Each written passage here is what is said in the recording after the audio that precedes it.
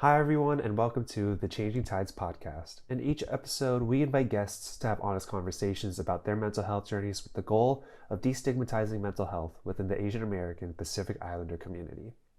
Due to the nature of the podcast, we'll be discussing a variety of mental health topics and possibly triggering experiences. While we and the majority of our guests are not trained professionals, we encourage you to practice self-care while listening and seek professional guidance if you or a loved one is in need of support. With that said, let's start the episode. Hello, my name is Mia Yamamoto, and I would describe my mental health journey as long and convoluted with lots of wrong turns, lots of false signals, and a place where I had to grope in the darkness because there was very few roadmaps or role models. When you're a minuscule minority, then you haven't got a lot of places to find some measure of support, dialogue, or awakening.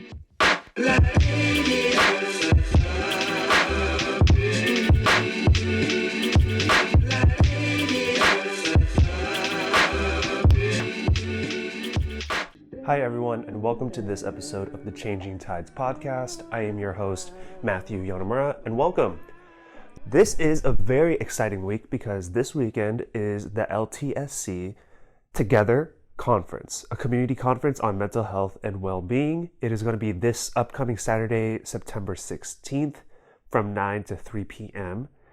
And it's something that is kind of an idea based on a Changing Tides event that took place in 2019. It was another mental health conference called Making Waves, but this time it's going to be hosted by LTSC as a whole rather than just Changing Tides. So at this conference, there's going to be a lot of amazing speakers, some of which you've heard on this podcast. And that's kind of why I wanted to just share an old interview that we did. Not super old, but a semi-recent one with a really amazing guest that will actually be on the opening panel at the conference. She's one of my favorite interviews because I learned so much, and she's so accomplished.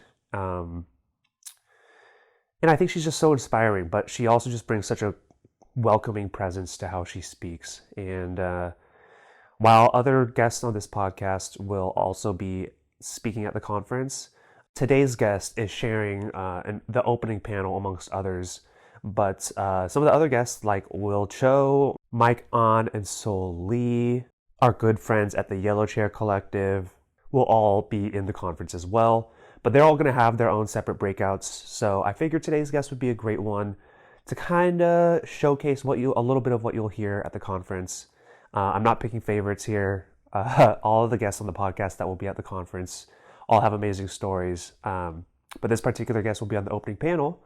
So I figured let's just share her full story again, share that interview again. So I want to go ahead and just jump right into it. I feel like I'm blabbering, but I say all this to say I hope to see you all at the mental health conference on Saturday together. It's going to be a really great event, great speakers, great community, and I'll be there. So yeah, I'm just really excited for the conference, and with that, I wanted to bring up another interview that I've done in the past, so in case you haven't heard it or in case you would like to hear it again. So again, sorry for all the blabbering, but with all that said, I will share this interview that I did with Together opening panel guest speaker, Mia Yamamoto. Mia, thank you so much for joining me. I was telling you before we started recording this meeting, but we were introduced to one another through Terry Koyanagi. And Terry, ever since she introduced me to you, I've been really looking forward to recording this episode. But I loved your explanation of your mental health journey, the wrong turns, the lack of role models in your path, and lack of a roadmap. So with all of that in mind, I'd love to hear, why you described it as this. I think being a transgender kid, trying to grow up in a place where it seems like there's nobody else in the world like you check around little places, try to find other people that have any measure of similarity with respect to the experience, trying to find something to compare it to, trying to discover oneself. And I think it happens with kids very early. So my experience is that it is like being bounced around in a pinball machine, probably. You know, you do find some times to bounce up and down, and eventually you end up right back restarting. Mm. Mm. So there's so much to discuss with you, and in trying to navigate your mental health journey, there's so many avenues we could go. But I think to really get a full understanding, I would love to know like when you would say your mental health journey began. Like most transgender people, it begins about the time you discover that you are transgender, which is usually about 5 or 6 years old, which is the case for me.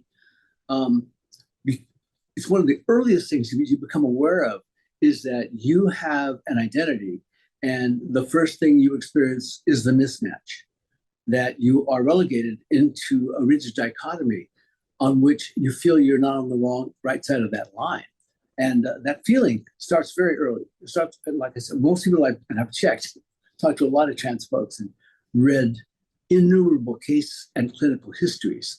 And the earlier appears to be the norm. And so you start discovering that mismatch, and that's when I think the mental health journey begins, because you are encouraged, because you are so singular by the community around you, that you are singularly weird and that completely outside the norm, outside of people's expectations, and even beyond their limits of what they will accept in another human being. So those things are brought home to you very early. So I would say the mental health journey started when I was 5 or 6, because if it meant trying to find a place in a community where you're entirely mismatched and chronically mismatched, and it appears to be the nature of the community that you're immersed inside, that the crisis begins. And spreads to your family, to your classmates, in my case, to my church, and into school, all the way through, completely out of touch with the gender to which you've been assigned, and completely instinctively, reflexively responding to stimuli and to your life in the same way that a woman or a girl would respond, emotionally and spiritually, if not physically. So yes, I mean, the mismatch gives rise to a lot of mental health anxiety. So I appreciate that you continue to refer to this as this mismatch, because I think that breaks it down to, if folks might not understand what transgender is, you could describe it as a mismatch, and that could kind of open someone's eyes, I think. And it's very a layman term for what you were experiencing. But I'd also like to know, like you said, you started to notice this when you were 5 or 6 years old, that you had this mismatch. But when did you really figure out the vocabulary to describe this feeling? Did you always consider it a mismatch, or when did you figure out the verbiage for it?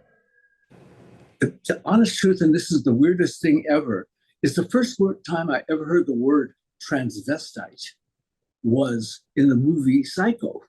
Yeah. Where after Anthony Perkins is arrested, dressed in his mother's clothing, the detectives are sitting around the table discussing, what happened here. And, one of them says, well, they're not just a transvestite, because that's all they do is get dressed up in the clothing of the opposite sex. And boom. That really struck me. I had a word.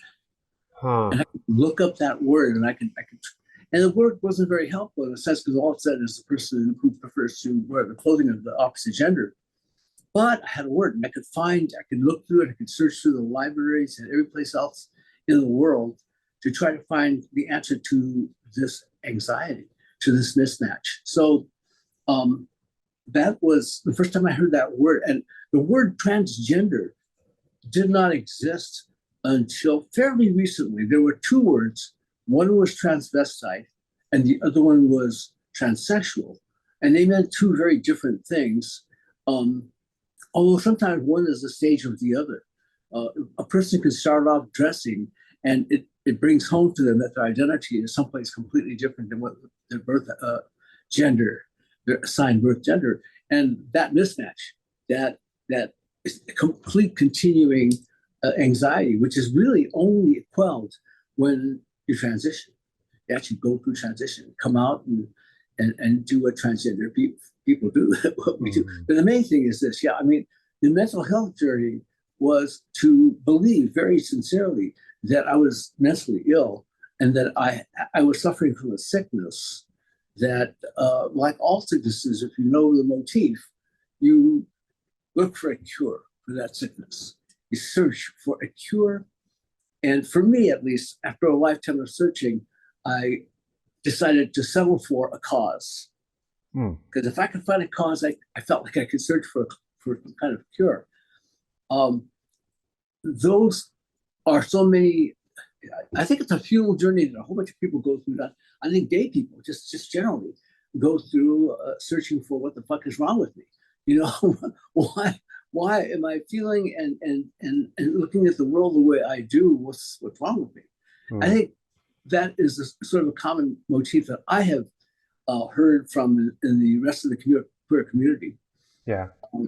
So that part of it, feeling mentally ill, has been a journey that I think culminates in thinking that I'm really not mentally ill. I just have to address the mismatch, and that in terms of a simple solution, which it's really not.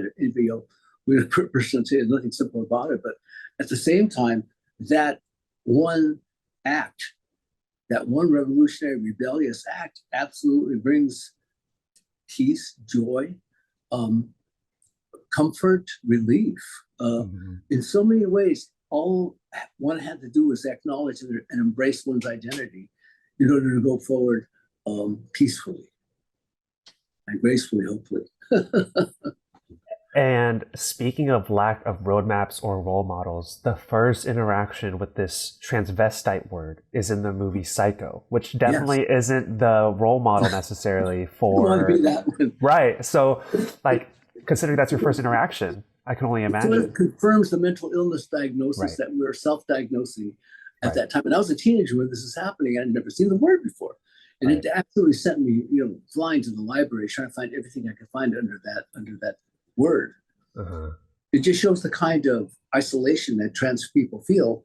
There really aren't resources around them. There's no conversation available, and very few therapeutic sources, or certainly knowledgeable ones. So I went to some ones.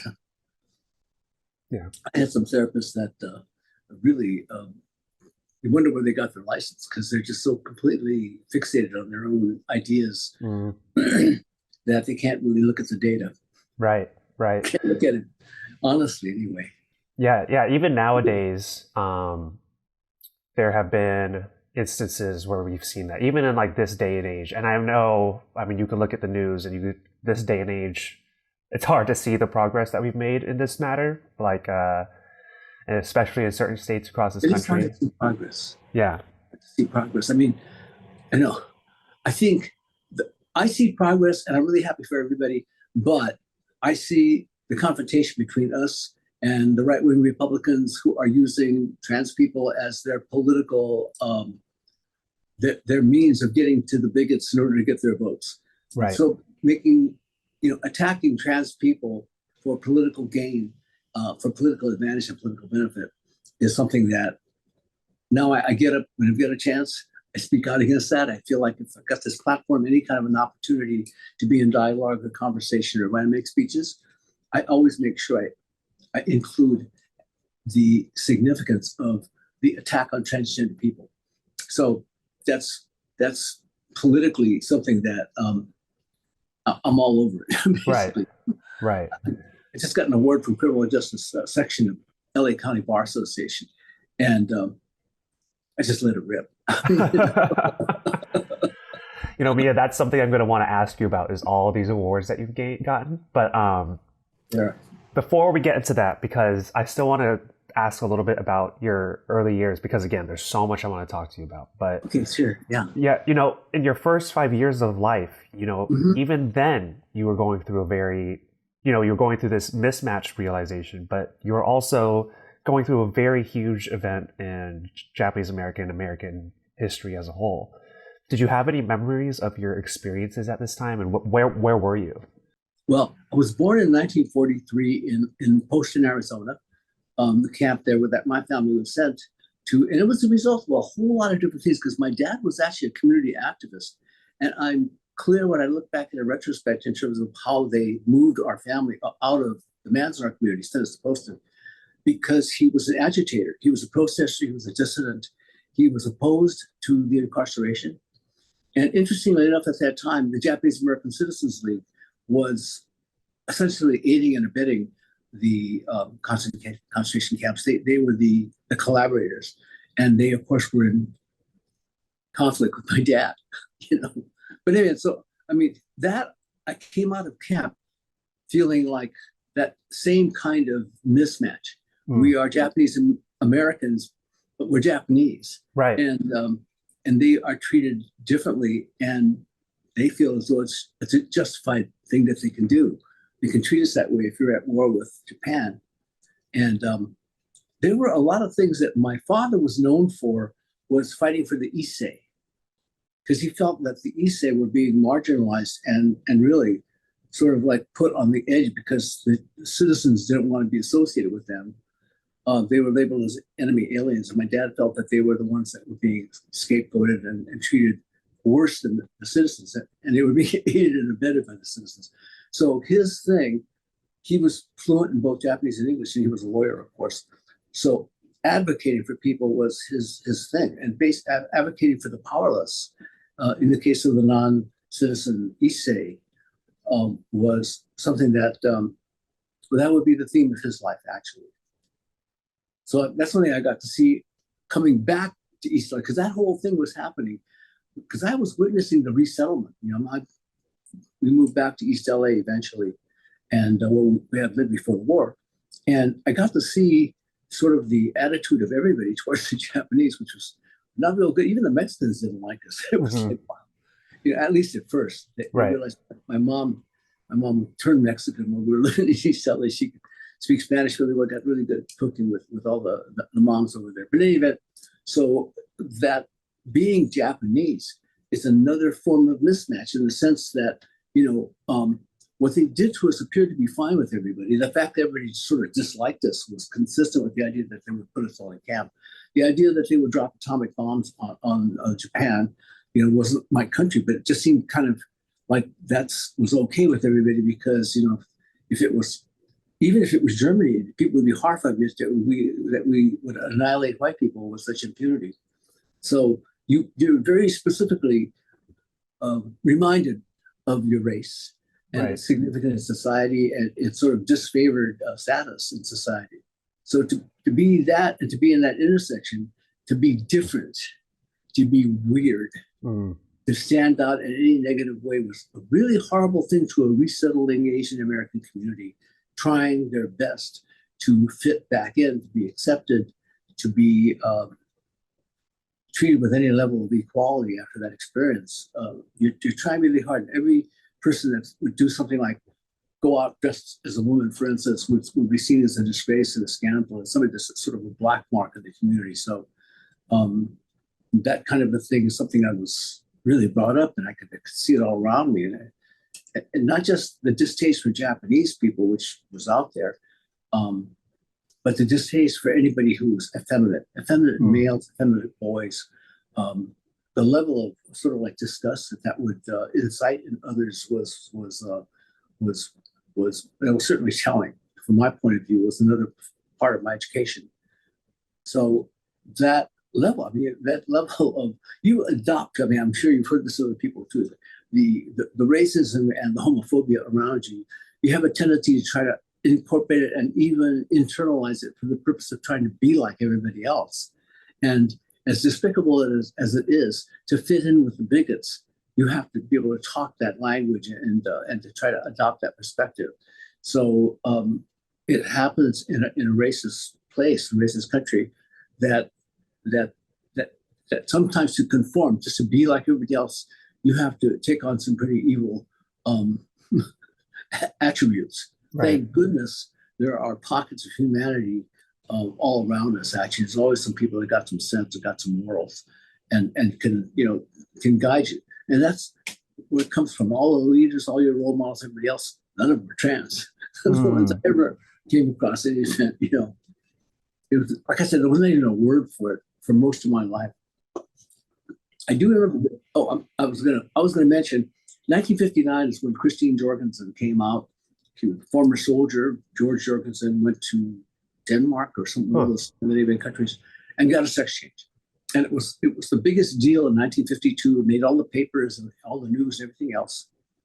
But the response that people had to it was complete revulsion and disrespect. Right. So that phenomenon, I remember reading it in the papers.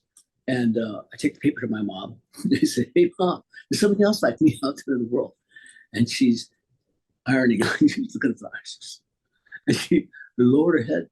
And I could see this was not going over well with her. She looks at me. She starts crying. And that changed my trajectory with respect to even being openly trying to find out about it. Basically, I said that was really drove that underground in that sense. From that point forward, really, I never exposed her to it. Really, I tried so that she never saw any of it or was ever. And yet, I will say, I shared this with your mom for your podcast. Actually, she was the coolest person in the family because when my father died, there was a gay person that came and lived with us. We had like a little boarding house there in the middle of Los Angeles, and I remember that at one point she came to me, she says, "Hey, I'm in this band." She was a musician. She played all these different instruments. She played mostly guitar, ukulele, and saxophone. But anyway, she says, "I'm playing in this band, and these men are homosexuals." She was playing in a gay band, and she said, "Don't tell your brothers, they're going to really be upset." It was like, he says, "But I really like them. They're a lot of fun." They call me Auntie Mame. How fun. How cool. Yeah, she was having a good time, and she never told them. Wow. She went to her grave without telling, because she always felt that, that the only person that was not going to judge her was me because I was so weird to begin with. You know what I mean? She knew it was cool with me, whatever. So I thought it was fabulous. I thought it was so cool that she would be so readily accepted by these other musicians. And these guys were rich. The guys she was hanging out with all lived in the Hollywood Hills, and they were designers, interior designers, fashion designers, and they were fabulously rich, all of them. And so she hung out with this crowd that showed her a really good time. It's one of the parties that they went to. But she described these guys, and it was so funny. I mean, she said, "There's a guy named Fifi. I swear, his name is Fifi." Wow. Another guy that he says he acts like an animal and he wears leather. She was just so fascinated by these guys. It was hilarious. I'm sure at that time it was probably just a totally different world that never has been exposed to. Yeah. So, I know you said your dad was a lawyer, but, what made you decide to pursue the career in law? Because you could have gone the musician route, joined this awesome band with your mom, or follow and go the law pursuit. But what inspired you to do that? Was it your dad or just what you were seeing around you? You know what's interesting? I went into the Army, and at the time I went into the Army, I had just graduated college, and I really didn't see any kind of a future. It wasn't until I realized that I was probably going to survive the Vietnam War that I decided to apply for law school. And really, I guess that was guided by my dad. I didn't really know what he did. I mean, there was very few Asian American lawyers around any place in those days. He graduated Loyola Law School in 1928. So his practice was out of the dark ages of the segregated bar. So that's a really different kind of life that he lived. But anyway, I saw what he did. And really, I thought about it. I applied to law school in my law school application. I remember telling UCLA that the reason I'm applying to law school is I'm a poet. And I'll never make any money being a poet, so I need a job here to support my art. And they actually accepted me early. I guess they thought, I didn't really think they would take me in, so I figured, why not tell the truth? But anyway, so my dad, though, his history of being a civil rights activist, a human rights activist, and never letting go sort of the morality of the work. He had a couple of them. For instance, he was very religious. He didn't do divorces. He refused to do a divorce. Anything that was from him, exploitative, was immoral. He felt that getting rich off the misery of other people was completely immoral. So we were always poor, But I had no problem with that. I'd much rather, in retrospect, have had that legacy Yeah. than to be some rich, person, without seeing how it takes to get to be rich, you know what I'm saying? In any event, so the fact that he was so committed to his principles and so caring of other people, basically, that's something I thought was a pretty good. Honestly, when I was a little kid, I used to go to his office, and I'd be sitting there reading comic books, waiting, in the waiting room there, because after school to get out of his office, my mom would pick us up. There'd be a guy sitting next to me, looking through his papers. Man, the dude was like really anxiety ridden. They go up to the door, how Buddhist people are, they bow and stuff like that. He goes in, and then this really worried cat would come out, and he's bawling and he's smiling and he's happy, and he goes out the door, and I'm thinking, wow, this cat, my dad made him happy, go back and look at it, just a bunch of books in there, man. It's like, he must be a therapist, I figured. Huh. That was the closest I could come to it, honestly. So when it came time for me I'm going to get out of the army, what am I going to do? I wasn't sure I was going to get out of the army. I was in like the middle of my tour of Vietnam. Wow. But I figured two things. So I get accepted to law school, which was the next step. Then I get a slightly early out. They can give you 30 days out. That's like huge when you're in a war zone. As much as, depending on how much time you needed to get to the school that was starting. So I got a little bit of an early out, and so I applied for law school, and I sort of found my way there. I mean, honestly, because in my first year of law school, I just wanted to show the white boys what we could do. We were the first Asians, and I just felt really a big old huge chip on my shoulder about being an Asian American lawyer, and I just wanted to have the highest grades in the school. That's all I wanted, basically. That didn't happen, but I was up there because I made the effort. But in our second year of law school, I realized that there weren't very many Asian people in the law school. Right. And what happened was there had never been more than 2 Asian Americans in the UCLA Law School in any year before we started. But there was like 7 of us my year. So you kind of get complacent, right?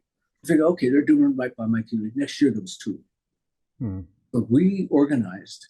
And that was like the start of sort of an organization, because I had been involved with the anti-war, community, but not the Asian American political community. I had never been involved in that really. I mean, my dad had been a civil rights activist, but primarily through the Black community.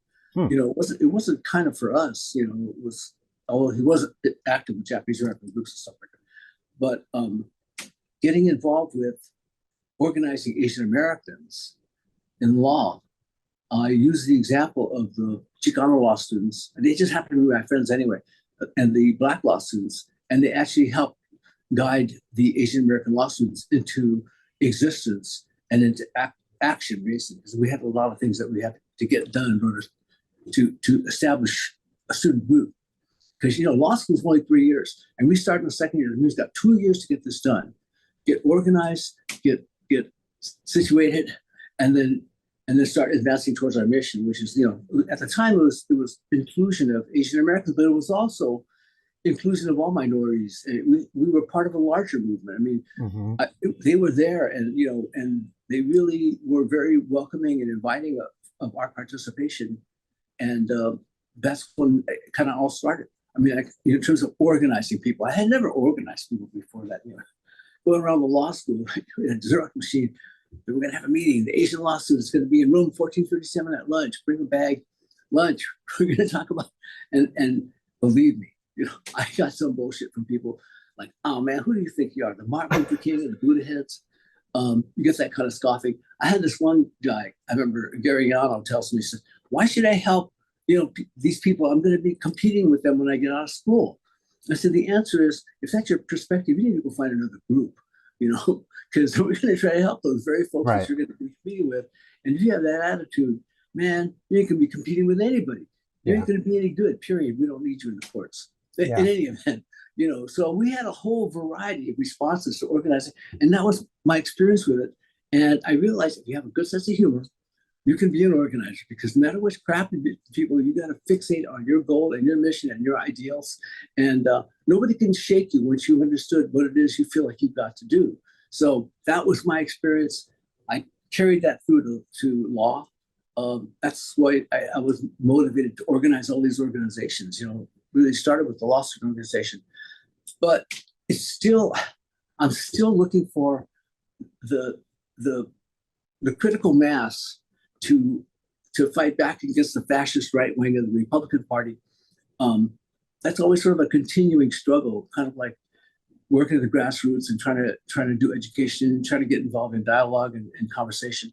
But it's, to me, it's always been, it's more important to lead a group than to be an individual principled voice, no matter what it is, because you eventually paint yourself into a corner with your ideals. And that's fine if you don't mind being completely uninfluential. You don't matter about that. But it's like RBG used to say, right? Fight for what you believe in, but do it in a way that brings other people along, that motivates them to want to be a part of the same campaign, the same movement. I do that all the time with respect to the stuff are you on Facebook, by the way? I am. Okay. One of your friends said a speech I made to the criminal justice section of County Bar, and I want you to check it out. It's only 10 minutes. It's only 10 minutes, but it's my wife said it was good, so that means it was okay. It's better than some of the ones I've done before. Okay. Yeah, for sure. No, please, definitely. I'll get that link from you afterward. Okay.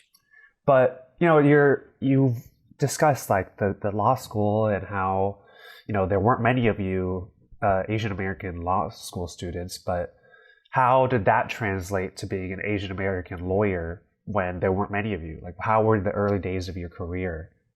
I feel like it was always still that I had a chip on my shoulder. I wanted something to prove. I felt the weight of the community on my shoulders. There was not very many Asian Americans, probably, and so I felt a very strong sense of duty. That's always been a driving force in my life, and I felt like, that was two things. I wanted to do as well as I could in law school. I wanted to show the white boys what we could do academically. Then, I've always sort of my ideal was to work for the poor. So I always felt that was the highest calling, to try to even the score for some of these folks. So I went to work for Legal Aid Foundation of LA, practicing poverty law, which is civil law for poor folks. And after that 3 years, I joined the public defender's office. And so I translated that way. Here's the thing. If you think about it for a second, the things that were closest to my heart are prisoners, are people that are incarcerated. And in our case, we were guilty. We were Japanese American, And when I was a beginning public defender, we got a lot of cynicism. There are very few Asian Americans in the courts. And I got a black client. He's a tough guy. And he's been around. He's been in prison, blah, blah, blah. And he's asking me, why should you care about me? You know what I mean? You're this Asian American. You're the white man's auxiliary. You know what I mean? As far as we're concerned, And I would tell him, dude, I was born doing time. You think I don't know that? And if you think I don't understand that people get put in jail for their race, then you don't understand me or my history. And I'll tell you something else. I'm asking for your trust.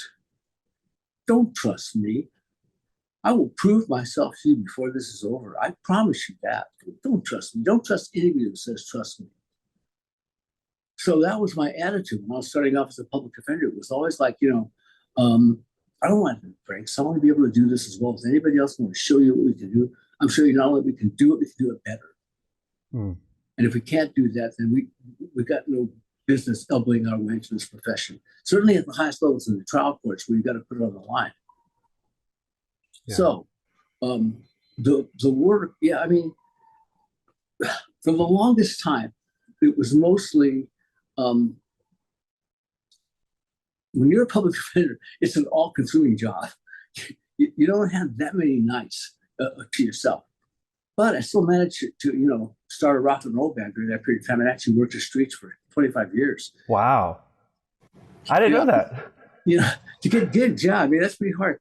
But I got the gigs. Wow. So you did end up pursuing both your mom and your... Wow. We played the Orpheum Theater. We played the Hollywood Palladium. We played all the clubs, discos, wow. Places in Los Angeles. We start off there. You're playing quinceañeras.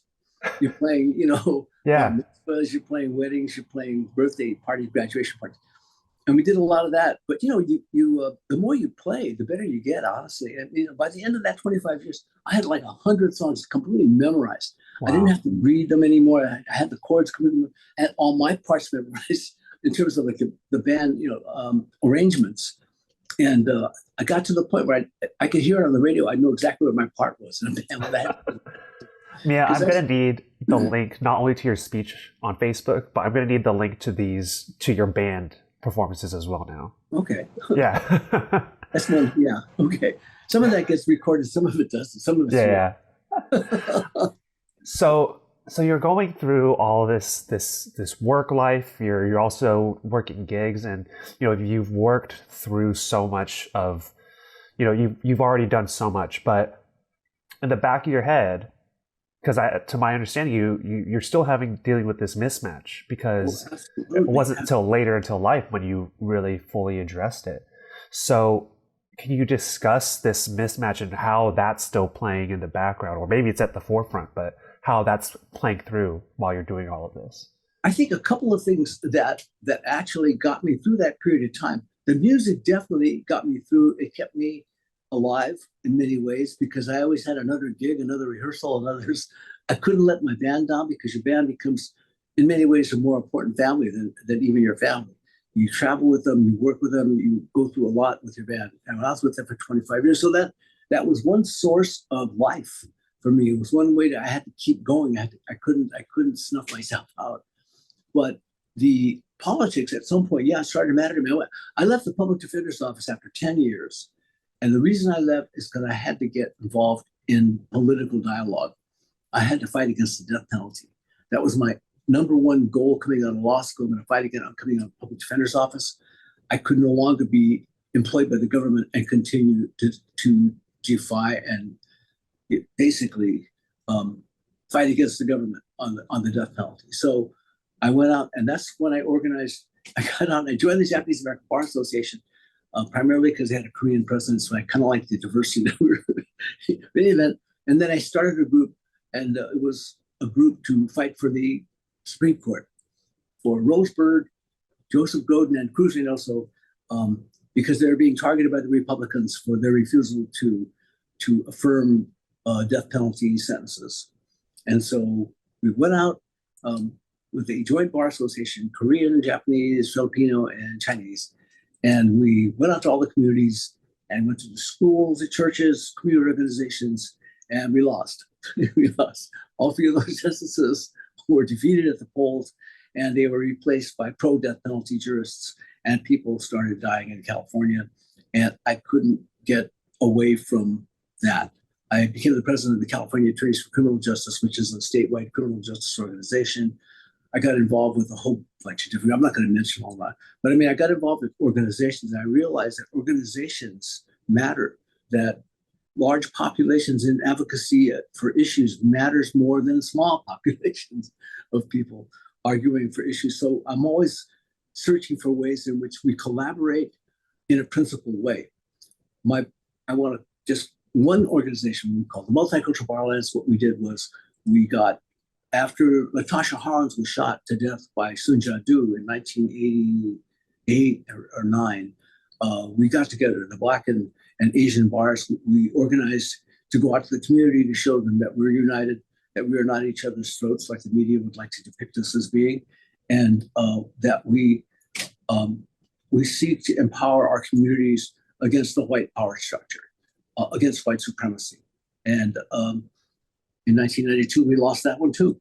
It's like the riots started over, and it was all the things that we were trying to stop happened, and we continued, and we still continued, and we continued under 3 different principles. One, support for Black and Brown students in higher education. Issue number 1. Issue number 2, justice and humanity for immigrants and for the rights of immigrants. And number 3, gay rights, the rights of gay people to marry and to adopt, etc. Now, you talk about controversy. This is the 1980s. So reconciling people to these 3 principles, these 3 core principles, was work. It took a lot of dialogue, took a lot of conversations. People had to set aside some of their religious beliefs, and some people never did. And to me, it was just like a pill sale. If you couldn't be there for everybody, then get out. If you can't be there for the people that need advocacy for this larger mass, then go find someplace else to be, in coalition. But our coalition is going to be committed to core values. And I think the process, though, is still valuable to me, is that we continue to dialogue, that we continue to get people who are not in a place. I mean, lawyers are influential, and these are all bar associations. So they're all associations of lawyers. I always feel like same thing, right? What would it have been like if the concentration camps were proposed now, today? They have you and me, and we're not going to stand for it. And we're going to go into the courts. We're going to go into every single place we can go, and we're going to advocate against injustice, period, racism. We need a group, though. We need each other. And that's something that as a transgender woman, I understand, because we are the most minuscule minority on the planet. We are also one of the most endangered in terms of people deciding that we don't belong on this planet. So to be a beleaguered community is something that I have some experience with, being Asian American, being queer. And in my case, I almost invite it. Because I feel like I can't help anybody unless I'm really open and notorious, that I've got to be out there and basically intruding upon people's comfort zones for the purpose of bringing them the truth, bringing them the reality, bringing them authenticity, and all the things that they're probably not used to and they're not comfortable with. But they do, to me, it matters in order to bring them into people's lives in the conversation. And it's their sensibility, sorry. But it's got to happen. Yeah. So at what point did you decide to live your, to address the mismatch? And because to my understanding, I would say 2003, when I turned 60, and the fact of turning 60 and facing the fact that I had spent 60 years in complete stealth was a completely embarrassing, shameful moment, that I would be such a coward, that I would be such a phony, that I was fake. Wow. That somehow or other, this entire life, and believe me, I still had all these honors and things like that, even before that, but they mattered not at all to me, zero, because it was given to somebody that wasn't me. Wow. So at that point, I decided I couldn't live like that anymore. I refused. I came out. I started telling my close friends first, and the circles, go through your family. In my case, I had to go through my clients, and everybody else. Community organization, I had to confront everybody. And I think that it's still part of the same process. I feel like all the way through being a pioneer as an Asian American lawyer in the trial courts, doing jury trials, that it's the same thing with being a transgender lawyer. To me, it's like an even smaller minority, but hopefully that's exactly why I think I need a bigger voice. I mean, certainly I cannot be a shrinking violet. I can't hide in the shadows like I have a great deal of experience doing. That I had to somehow come out into the daylight and stand up and say, this is who I am, and this is the place I'm forging for myself in this society and in this world. And that hopefully is enough for somebody else who hears about it, who I can get to somehow, to let them know that there's somebody else that's like me. So, because you said that you were hiding in the shadows for 60 years, but how did this impact your career? It's 2003, and this is new. So one thing I keep thinking about is obviously how the media or certain media outlets try to paint transitioning as like a way of like capital gain, or like they're doing it to make money, like advertising that Bud Light Dylan Mulvaney, and it's like, no, like for you. So like I just want to hear from you, like how did this impact your career? Well, it's interesting because people, like, for instance, that woman that's a swimmer, that's a transgender swimmer, everybody wants to say, oh, you're trying to do this to get an advantage so you can get yourself a medal and stuff like that. There is nobody in this world that ever goes through transition for the purpose of getting into an athletic contest. And the whole idea that somehow or other that this will be welcomed is in the idea that I always use the example of two women meeting out there in the street, and I say, "Oh, well, what happened to your son? Oh, he went through a sex change. He's my daughter now." And I try to imagine the other neighbors saying, "Oh, you must be so happy. That's such a wonderful thing to happen to your son." That's not going to happen. Most instances, people will be shocked, in some cases appalled, etc., depending on their values, I guess. But the fact is that that moment is so important. So the way that I've always approached it when I was going to start going to court, dress, for instance, I took ornaments, things like that, earrings and stuff like that have been given to me by my friends. I'm wearing the things that are given to me by the people that love me, support my transition. I'm going to liberate the criminal courts building tomorrow morning. I'm going to make them experience something that they've never experienced before and they can never unsee again. And I'm going to do that at the jails. I'm going to do that in the DA's office. I'm going to do it in the prison. I'm going to do it in every single place where I've ever been and continue to be. And so I had to have that sort of idea. I'm going to liberate the Compton courthouse. I'm going to liberate the criminal courts building. And this is going to be something that's going to be very uncomfortable for me. And again, something for which there's no roadmaps or role models. But if it helps other people to do it this way, then I've got to be as open as possible. And again, like I said, I've got to be notorious. That's the reason why I really appreciate the opportunity on any kind of a podcast to speak my truth. I certainly spoke a lot of bullshit for a lot of years. And I can offset for some of it. So, because you mentioned the being embarrassed part, especially when you first transitioned. So I was going to ask you about the short-term impact and the long-term impact, but I think it's going to be more complex than just, how did this impact your mental health short-term and long-term? So I think just in the early days of when you transitioned, how did it impact your mental health in both, were there pros and were there cons, or was it, I'd be surprised if it was a clear-cut, it was pure liberation. Well, no, not at all. Right. There's obviously going to be resistance in certain quarters because it is uncomfortable to experience somebody in a way that you've never experienced with them before, and you always know them a certain way. So there is the weight of the past in that regard in terms of people's perception and the way they accept you currently. In other words, if I had a pretty good relationship with anybody, then it was a pretty good transition. If I didn't, then there was basically nothing at all. Because it would just be like they didn't know who I was, kind of thing. So that was fine. I mean, again, I'm just there to assert myself.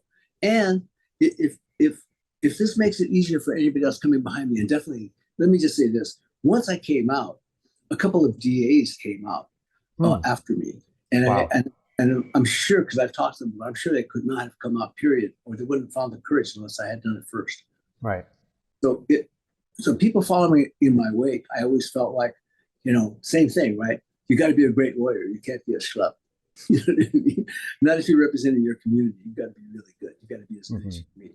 So all of these things, I think, happen as much in the queer community today as they did in the Asian community back in the 60s and 70s.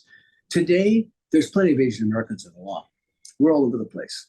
So I don't worry about our inclusion in school. I worry about Black and brown people being excluded from higher education across the country. It's been happening even in the coasts.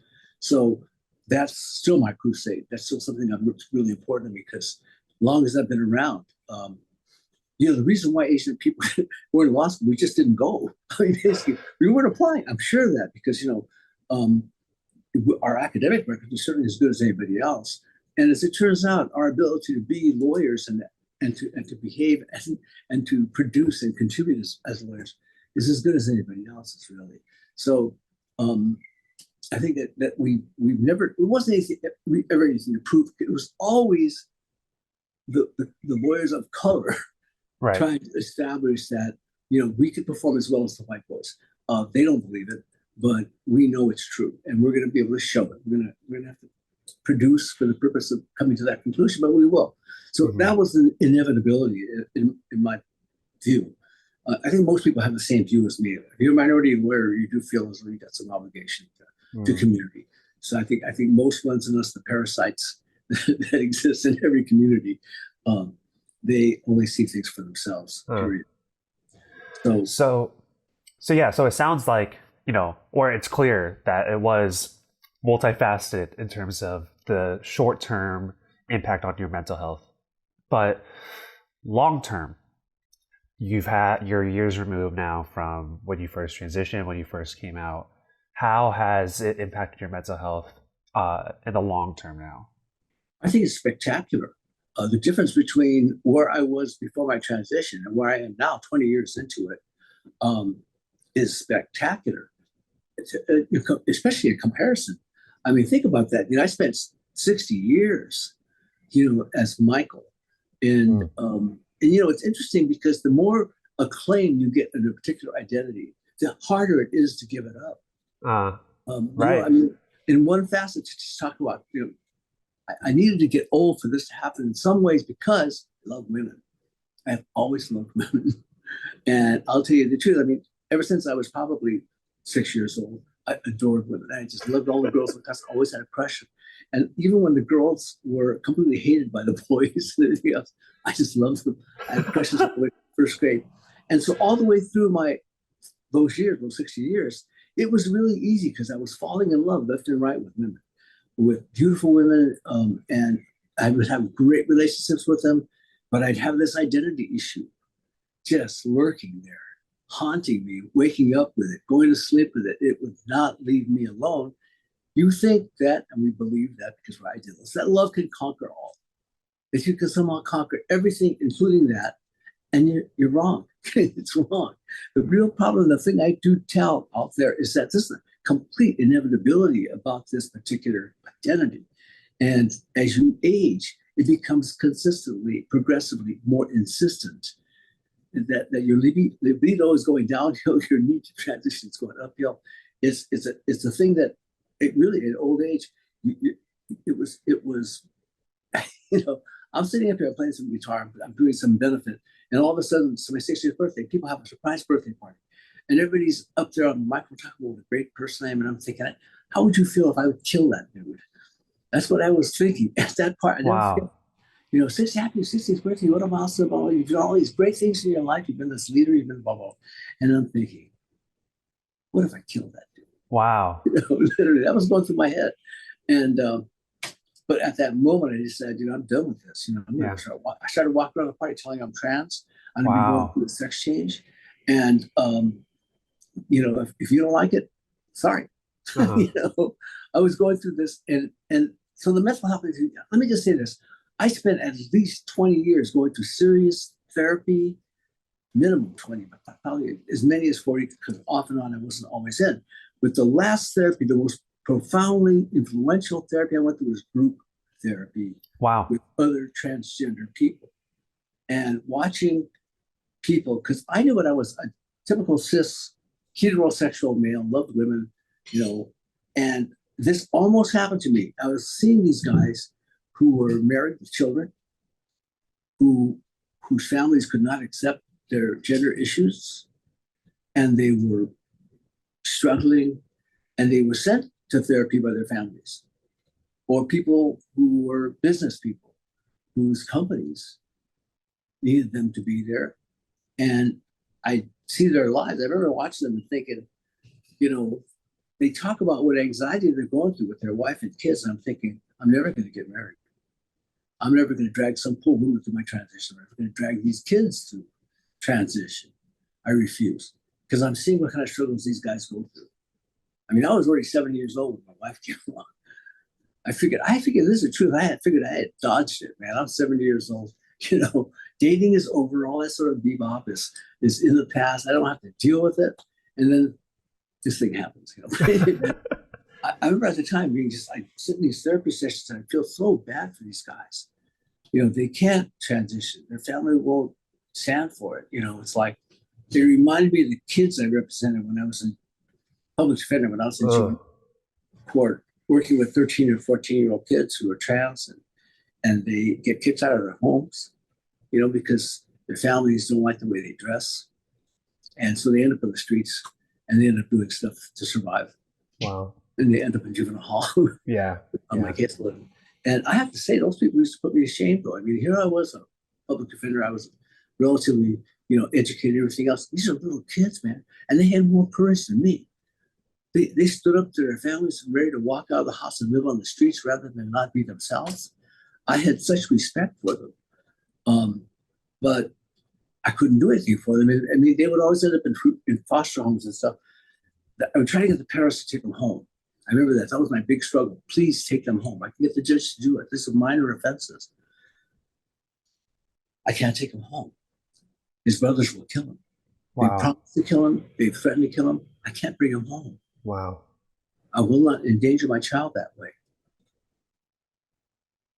And looking at that and trying to find a place for myself in the world while this is all going on, and every time I go out to the streets, people I never meet were drag queen prostitutes, and in case of the nightclubs, female impersonators. And I would become friendly with them at least, and they'd get to see me around, that kind of thing. But then I'd realize that we had nothing in common. We weren't very much alike, and I didn't connect to them very well at all. And I remember feeling like I'm really alone. Nobody else is like me. And that's another mismatch. I mean, when you're dressed up as a woman, believe me, it's not the women who are interested in you. It's the very opposite. It's really uncomfortable. But it gives you a taste of what women have to go through themselves. Right. You just walking down the street, trying to just live your life without people intruding upon you. So that's good for you. It's interesting. I mean, this is kind of an aside, but I just had cataract surgery. And before that, I was walking around stumbling. I couldn't barely see and shit. And it's like this. I got a deep appreciation of my vision and what it would be like to be a blind person or a person who's a really sight impaired person. And he really gave me that grateful feeling that, these gifts are not to be taken for granted at all, basically. You have to be grateful, Right.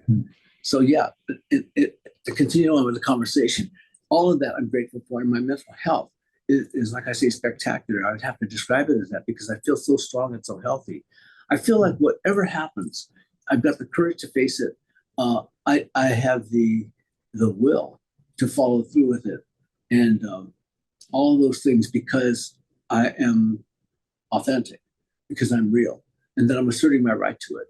And then as long as I'm doing that, then whatever happens to me, I feel like I've fulfilled my life in many ways. One of the things I remember going to court, they did an article on me, the Daily Journal, which is a legal daily paper, and they did a feature on me. And I remember I went to court, sent letters to all the judges about being, coming to court and I'm going to be dressed and blah, blah, blah. And the one judge, the hanging judge of Los Angeles, had a death penalty case in front of him. And I said, Judge, I can't keep going on this case. If you decide there's any kind of prejudice to my client by my gender transition, you got to take me off the case. And I refuse to keep going. And he said, no, I read the article about you in the paper, in the legal paper, and the part where you said, if you couldn't die as a woman, you'd feel like you never lived. And then he started to choke up. Now, nobody in the court had ever seen that before in history. But I was stunned. My client was stunned. I looked at the lawyers behind me, and their jaws were dropping. I mean, it was like amazing. I'd never seen it. He got choked up. He went back into chambers and came back out. This is a judge who used to wear a gun under his robes. He was a death penalty advocate for the prosecution. I don't know how many people he put on death row, but I know he was well-meaning, but he was a very wicked man in a lot of ways because he would really send down harsh sentences and harsh results on cases that I didn't feel were justified at all. It was always just like, well, this is a horrible crime, you're gone. But anyway, so that was his reaction. He actually had some measure. I mean, it really affected him, and I had a lot of that actually going around. And at first, my first reaction was I was moved to tears by how little I had expected from my peers and from the system. But people have said to me, says, you had 30, 40 years in the system. It's not like you didn't have a history. It wasn't like anybody didn't know you. You are still the same person you've been for all those decades. He said, and once that was clear, it made everybody a lot more relaxed about it. Still the same person, presenting different, no question. Right. And believing, I mean, but my assertion of myself absolutely has been, I feel like, yeah, you're right. there's a lot of uncomfortable situations because I can't be what is comfortable for everybody. Right. Going to bring some discomfort in people's lives. I understand the burden that is. I really don't like doing that to my friends and relatives. But the truth has to be sometimes radically presented in order to be radically accepted. That's kind of like the way I look at it. I'm not going to soft pedal it, or give it to people in stages, so to speak. It is what it is, and I'm going to continue to sort it 100%. I'm not going to hold anything back. I spent a whole lifetime holding shit back, Right. So at this point, in terms of mental health, I mean, I guess the world, I could be happier. Russia could withdraw from Ukraine. There's a lot of different ways that I could be happier, I guess, in this world. But gee, mental health, what I've got inside of me is extraordinarily comforting. And whatever adversity I have to face outside of this, outside of myself, I feel like I'm strong enough to face it.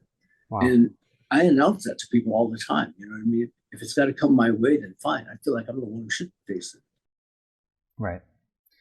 So one thing that strikes me in kind of wrapping things up here is, I mean, it's been clear through articles written about you and the awards you've received, but one thing that you said a while back was the DAs that would come out after you did. And those are in-person experiences where it's been proven that you're a role model to people. What does that mean to you to kind of present that roadmap for other people to follow and to be a role model to people? Like, when you look back on things, what kind of comfort or feelings does that give you? I'm extraordinarily satisfied with the idea that I've made room for other people, because that's what I set out to do. And if I can make it easier for people to be themselves, if I can bring some measure of comfort or relief to people that are struggling with coming out, then I feel like I've been useful. I've been helpful. I mean, what else can we be in this world? Right. I feel like it's always been my place to be useful and to be helpful to other people. This being a lawyer, I'm helping other people who are in trouble, who need my help. That's a way to have a purpose in my life. And I think that, right? I mean, we know that, if you've got a purpose to drive towards, then it's like you can always judge your actions by the purity of your intention.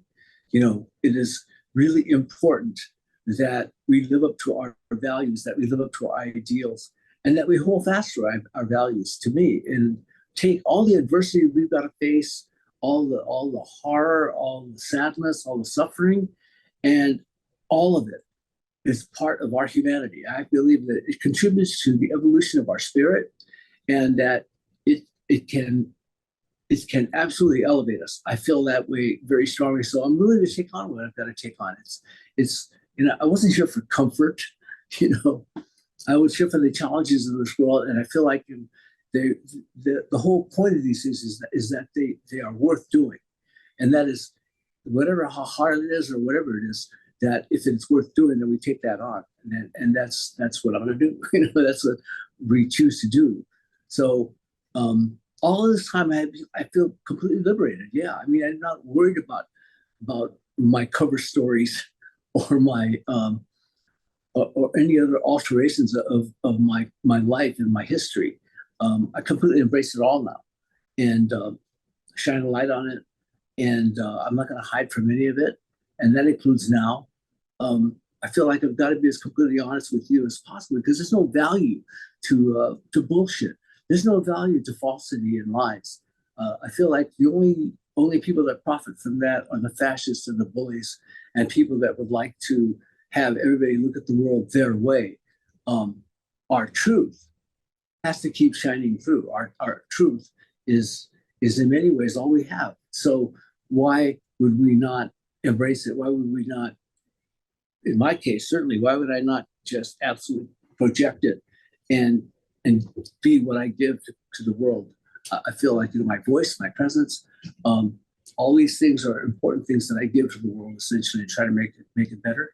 I think Charles Hamilton, he was a mentor to the great Thurgood Marshall. He used to say that any lawyer who is not a social engineer is a parasite on society. And I've already seen that with respect to the legal profession, certainly. There's people that absolutely are not making things any better, who are just sitting pat, and they are making things worse. It is the way that they do nothing to make it better that makes things worse. And that's what he was talking about. I think the guy from the 1920s talking about lawyers and their obligations to society. And it still remains true. I mean, what kind of a life is that for people? Sure, you live in luxury and stuff like that, but the effect it has on the rest of the world is extraordinarily important. One rich person can impoverish 1,000 poor people. And I've always looked at it that way. There's a cause of justice, and there's a cause of most legal professionals, put it that way. Well, Mia, thank you so much for that and for all of your time. We are wrapping up here soon. I do a quick fire round to end it. People sometimes say it's the hardest part, but I think it's just kind of fun. Is there anything you'd like to say before I get to some of these fun questions? Just support PFLAG, support the parents of transgender kids, support transgender kids. Fight for the rights of the people that have the least power. That is an important aspect of it. Give a voice to the voiceless. Yeah. Great. Well, thank you. And I great way to end the more serious part. Okay. But the first one is of this quickfire round is if you could invite 5 people to dinner, dead or alive, who would they be? Dead or alive? Probably, oh God. Let me see. Muhammad, Abraham, Winston Churchill. Huh. James Joyce. And John Ford. Okay. As mentioned earlier, you have won many awards and you've commentated for different outlets. You've had a lot of accomplishments, and you've also spoken to some very powerful people. With all that said, have you ever been starstruck by anyone you've met? I think Bruce Springsteen. I was starstruck, by him. I still think he's a great musician. I met all the guys in the band actually very soon. What happened was I was representing some of the staffers on the crew on the tour, and so I got backstage passes for almost 2 years. Wow! Went to as many shows as I possibly could, and so I was backstage all the time. But he was the one that he didn't get into conversation. It was like, he just mumbled something and walk away. Especially when he's backstage, he's all business. But when I was hanging out back there, I would talk with Clarence Clemens. Do you know anything about the band? I don't, but I just know that Springsteen's known for being like one of the great touring artists. Right. If you ever see him in concerts, whoa, he's pretty amazing. But anyway, so I was starstruck by him, I have to say. Wow, very cool. Is there anyone else, or is that like is that the guy? That's got to be it. I mean, I can't think of anything else. I mean, I've met a lot of different people in my life, but that was the one that I have to admit, where I was just kind of like, I was at a loss for words. Yeah. In the same vein, is it possible for you to identify a greatest accomplishment of your life so far? My transition. Wow. As far as I'm concerned, that's the greatest accomplishment of my life, and it's an accomplishment. Yeah. You got to get it done. You got to go through a whole lot of surgery and crap like that, and you've got to put a burden on everybody around you. That's amazing. Yeah, but accomplishment. Yeah, that's the way I look at it. Everything else. No, I don't look at it that way. Wow. I will say this in terms of having a rock and roll band for 25 years, leading a band, being a lead singer, was one of the great experiences of my life. I have to say, to go into a big ballroom and to walk into that place and everybody's milling around having conversations, starting with the music, having the whole place explode into dancing, I wish everybody could experience that. I mean, really, especially a lead singer, that, you get so much attention. You're not even deserved. I was in a band with a whole bunch of ringers. These guys had long careers as professional musicians. I got to the point, I'll share this with you, I'd walk into bars and stuff, I always think, gee, I hope these guys like us, so I told the audience. And after 10 or 15 years, I would walk in and I'd say, pretty soon you're all going to be smiling. And then you're going to hear the music and you're all going to be dancing. And by the end of the evening, you're going to want to take me home with you. Mia, a common thread I've seen now is that you had quite a bit of game with the people you're interested in. It seems like you had like some good pickup lines or something to you. But it's interesting. The people thought that, I think all my friends, they were so blown away when I transitioned. They said, God, we used to see you with all these women all the time. Like, all these beautiful women. But I was one of these people, I guess I was the kind of guy that hung out with a lot of good-looking women, but I was totally monogamous, or at least serially. You know what I mean? I would never mess around on the woman I was with. But going to an event or something like that with somebody was normal. And I was the kind of guy really that was much more easy for women to be around because it was basically a woman. I mean, so I had a lot of company and a lot of really good friends, and it was amazing. I can't tell you the number of people thought that I was such a dog. You know what I mean? But I wasn't, honestly. Yeah, it doesn't seem to me. It doesn't seem like you were a dog. It just seems like you got what you wanted in an appropriate way. Like, I got a pretty good rap. What's crazy about women, I think it showed absolutely, I adore them. To round it out, and I think you could write a book about your game in that way, but I hope it's in the works, because I think it's much well deserved. But what is the title of your autobiography be? Good question. I had this one thing about Confessions of a Transgender Defender, but it just sounded too corny for me, so I couldn't use that, So I don't know. I mean, I really don't. I mean, I never thought about it. Honestly, I've written some stuff for people, stuff like that, like we're doing this type of thing, and we talk a little bit about your history and stuff, But a unified memoir, yeah. An agent actually contacted me. I wrote him something, and he said it sucked. That was the end of that.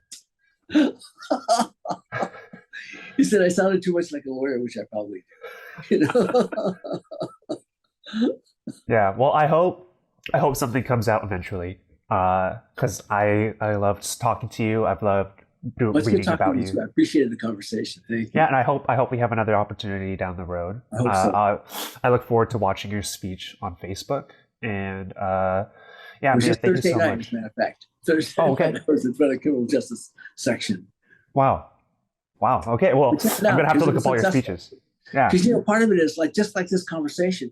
I really don't prepare for anything, and the same thing with the speeches. You know what I mean? So I'm not quite sure what I'm going to say. I got a couple things kind of in my mind, and then I just go. So you'll enjoy it. Cool. Again, thank you so much. Right. I look forward to talking again. Great, my pleasure, and thanks for that. Terrific talking to you, Matt. It's a lot of fun. Great. Thank you again to Mia for being on the podcast and discussing her transition, discussing her career, discussing her upbringing, discussing so much. And she really is just such an amazing speaker, and was an honor to get to chat. So, with all that said, I hope you enjoyed this episode and hearing from Mia. And you could subscribe to our show for more episodes that release on every other Tuesday. And give us a rating or review on your favorite podcast platform. If you would like to support our podcast and help us grow, you can do so with a donation to the link at the bottom of the episode description. To hear more about Changing Tides, follow us on Instagram at LTSC_Changing Tides, or check out our website, thechangingtides.org. Let's continue to change the tide on mental health.